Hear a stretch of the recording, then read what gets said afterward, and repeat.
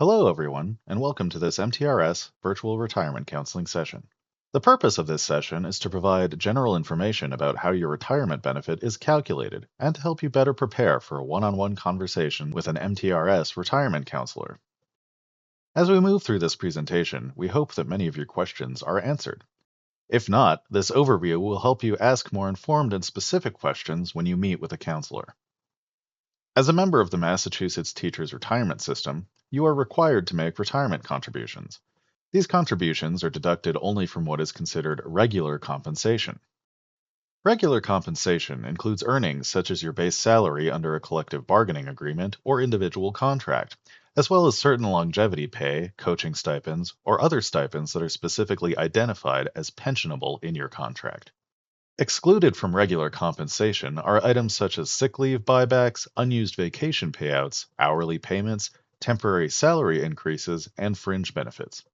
This distinction is important because regular compensation not only determines what you contribute to the MTRS, but also what earnings are used when calculating your retirement benefit. Another key factor in your retirement calculation is your creditable service. Creditable service represents the full years and months you worked in eligible Massachusetts public employment. Most teachers work under a 10-month contract, meaning you must complete the full contract year to earn one full year of service credit. 12-month employees must complete their full 12-month contract.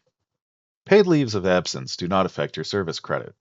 Unpaid leaves of less than 1 month also have no impact. However, unpaid leaves longer than 1 month are credited up to a maximum of 1 month. Partially paid leaves are prorated based on the percentage of pay you receive. When calculating your retirement benefit, the MTRS uses full years and full months only. For example, if you retired in the middle of May, you would only be credited through the end of April.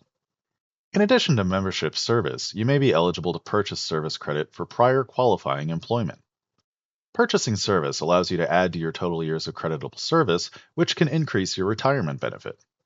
Service purchases fall into two categories, each with a legally defined interest rate, either actuarial interest rate or buyback interest rate. If you believe you may be eligible for service purchase, applications and eligibility checklists are available on our website at mass.gov/MTRS.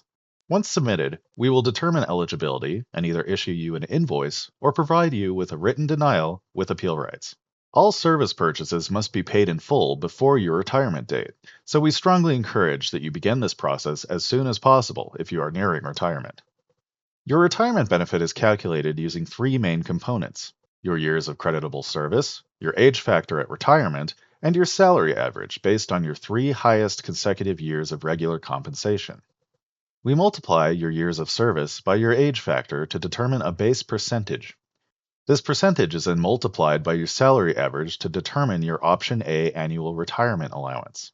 Veterans may also be eligible for an additional annual benefit of up to $300. If you participate in Retirement Plus and meet the eligibility requirements, an enhanced benefit may be added. The maximum of this percentage is 80%. One of the most important decisions you will make during retirement is choosing a benefit option. Option A provides the maximum lifetime benefit to you, but no survivor benefits after your death. Option B is approximately 1 to 3% less than Option A and functions like a short-term life insurance policy. During retirement, funds are drawn down from your annuity savings account to pay a portion of your benefit. If you pass away, any remaining balance in your annuity savings account is paid as a one-time lump sum to your beneficiaries. This account will generally last 9 to 11 years into retirement. Your benefit amount will never decrease. However, there will be no payout to your beneficiaries once your annuity savings account is depleted. Once your account is depleted, 100% of your benefit will be paid by the pension fund. Option C provides a lifetime benefit to you that is typically 9 to 11% less than Option A. You may name one eligible beneficiary who would receive 2/3 of your benefit for the remainder of their life after your passing. Under this option, you are limited to naming either a parent, sibling, child, spouse, or an ex-spouse who is not yet remarried.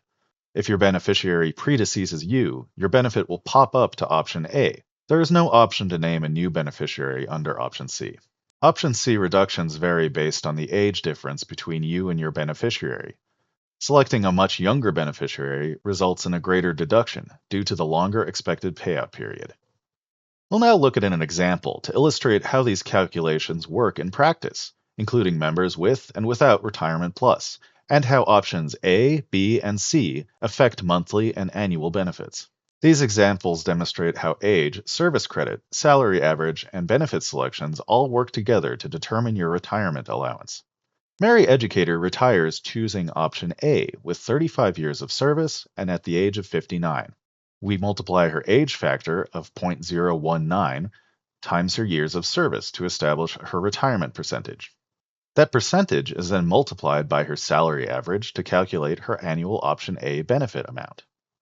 In Mary's case, if she were to select option B instead of option A, her benefit would be decreased by $612 per year. But she would then be able to name a beneficiary for the remaining balance of her annuity account if there are still funds available at the time of her death. If Mary chooses option C, her and her beneficiary's closer ages would be used to determine an actuarial option C factor, which would determine the amount Mary's benefit would need to be decreased to account for the lifetime ongoing benefit her beneficiary would receive.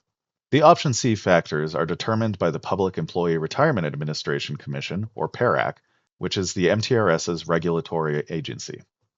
Mary's option A amount is multiplied by the option C factor determined by her and her beneficiary's closer age, thus determining Mary's lifetime benefit payment.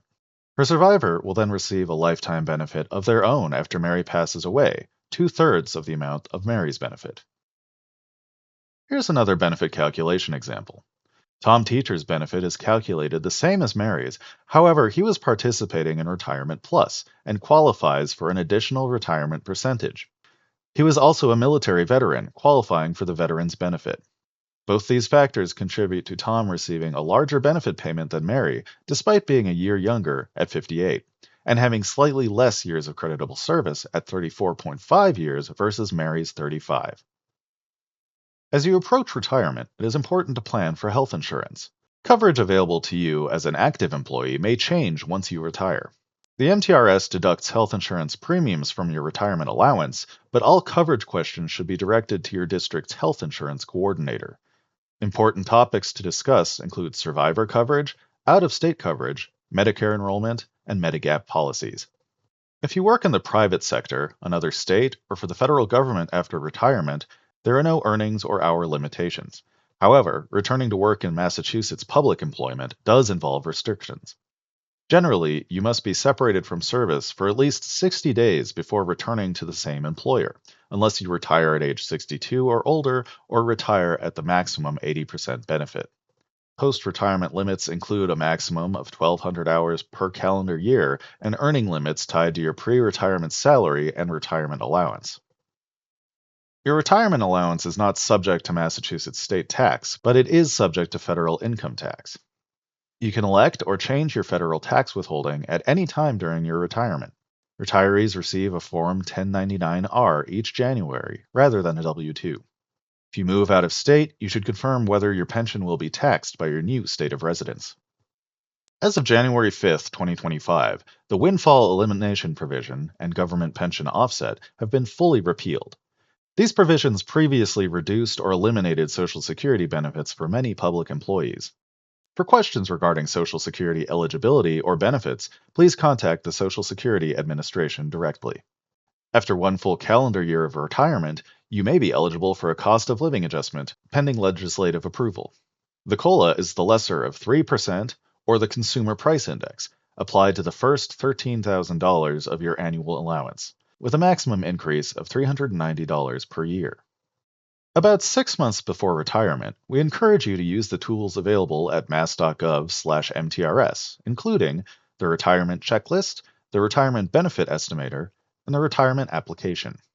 Part 1 of the application is completed by you, while Part 2 is completed by your employer, who will then return it to you. Once both parts and all required documentation are collected and complete, make copies for your record, and then submit the original signed documents to us. Thank you for taking the time to learn about your retirement benefits. We appreciate your service to the Commonwealth of Massachusetts, and we look forward to assisting you as you move toward retirement.